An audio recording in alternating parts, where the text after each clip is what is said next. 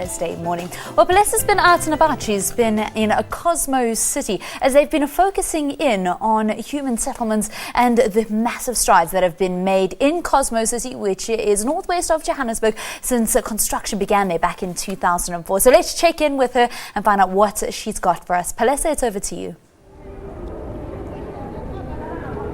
Thank you very much, Valen. Good morning once again to our 404 SABC News channel. You are right, we are still coming to you live from this very, very, very cold Cosmo City multi-purpose complex center here in Gauteng province. Well, we're talking to the Department of Human Settlements. Now, you'd recall that amongst other things, last week, the Minister of the Department, Lindiwe Sisulu, disputed the reports that she had said that government will stop providing RDP houses to the needy. So we're talking about that issue and other issues relating to her department. With me now is the Deputy Director General from the Human Settlement Department, William Jiyane. Dr. Jiyane, a very good morning to you and thank you very much for your time. Good morning to you and all the listeners. Thank you very much for your time. Now, let us start with the significance of celebrating the completion or the overall handover of 4.3 million houses since the dawn of democracy. Well, that's a big achievement. I think as a government, the government of South Africa, through the Ministry of Human Settlements, we are stating that through the contribution of the taxpayers and the contribution and the participation of all the role players, the people that have benefited, this government has achieved this much. This is the biggest achievement ever. And I want to dare anyone that can prove that this is not an achievement in this continent. And so today we're here to celebrate Cosmo City. Cosmo City is now 10 years old. It started off as a farm, barren, nothing, just 3 farmhouses. And look at what it is today. It's a city. There's factories, there's complexes, there's shopping centers, clinics, schools. Everything that makes an integrated human settlement is here in Cosmo City. The streets, lighting, and so on. And so we're proud to stand here today and say the government of South Africa is achieving the objectives it set for its people to deliver to them integrated human settlements that will bring security and comfort to all its people. So you're saying that your department has got a good story to tell? We're telling the story.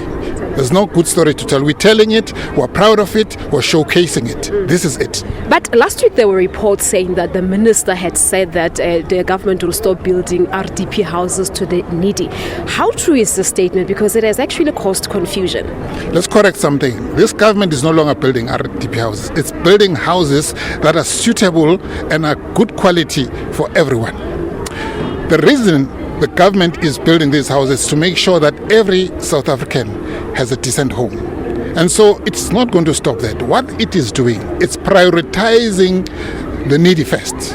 Look at your elderly, look at your indigent, and look at those that can build for themselves. That's the way we're going. There is a need to build for those that want rental. If you turn around and look up the road here, there's a beautiful rental stock. That's what people are looking for. So we're building that.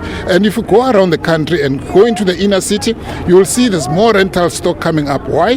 Because people need temporary accommodation in terms of rental. So government is prioritizing the needs of the people, not just building any house because there is land to build. And so BNG, we no longer call it RTP, by the way. It is now breaking new ground, BNG. It is not being stopped. It is going ahead. It will go ahead, but on a prioritized scale. Prioritized in what way? Prioritized in that, first of all, you want to be sure that the needy have been taken care of. In this case, the elderly.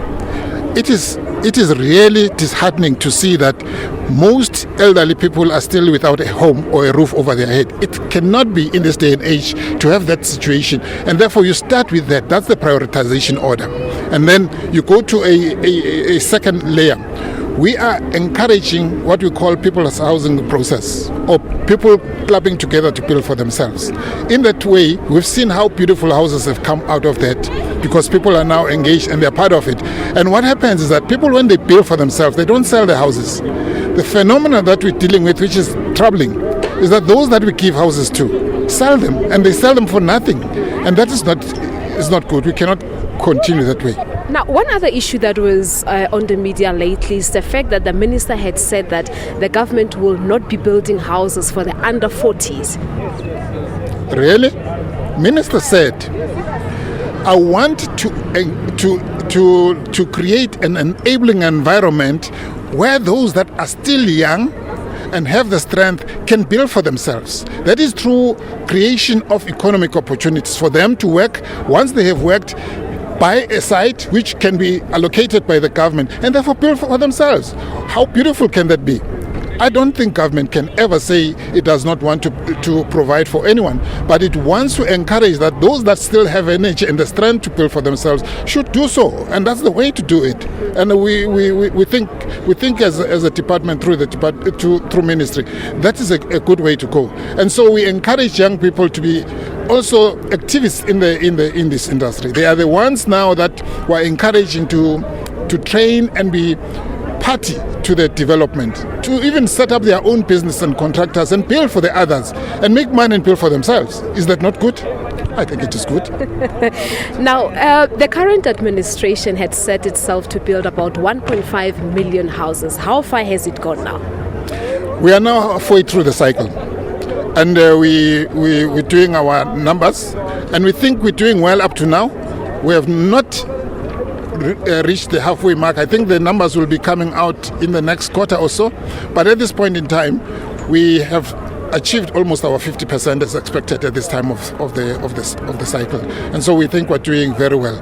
We may just highlight that the area of informal settlements upgrading is a challenge, and it's an area where we're investing a lot of energy in the next couple of years to make sure that that target is also achieved, because much of the 1.5 million is linked to the upgrading of informal settlements. And so if we have to link that, we have to make sure that we are investing a lot of time and energy in that side of the work. And that's where we want the youth brigades to come on board and assist, because you need energy to work on those. And so women contractors are coming on board. I think in the morning you spoke to one, Muteo Contractors, which is part of the women contractors that we're working with. So we're starting to get traction, and we're starting to make a dent into that side of the work. And we believe we're going to achieve that target in 5 years' time. Well, thank you very much, Jiyane. Our pleasure. Thanks to you. There you have it. That's William Jiyane. He is the DDG from the Human Settlement Department, saying that government is most definitely on track in terms of providing houses to the needy and helping or assisting those who can afford a little, but subsidizing them. Right behind me here, we're going to show you a shot of the rental residential area that Jiyane was referring to earlier on. He is calling them the breaking new grounds instead of the RDP houses. There you have it on the shot. I believe you do have the shot. Those are the new residential areas. Like I said earlier on, that you get a mix of everything here at Cosmos City. You get your RDP houses, which are now called the BNGs. You get your rental houses, and you also get your bonded houses. Well, I must indicate that Minister will be here around 11 o'clock to deliver her keynote address. Remember that this was just the official launch of celebrating the 4.3 million houses that have been built here in South Africa since the dawn of democracy. So they're launching here, coinciding with the 10-year celebration of Cosmos City its own. They will most definitely be going to the other provinces across the country. Well, that's all we have for you for now. Not for now, but for today, live from Cosmos City. See you tomorrow morning. It's back to studio now. Bye-bye.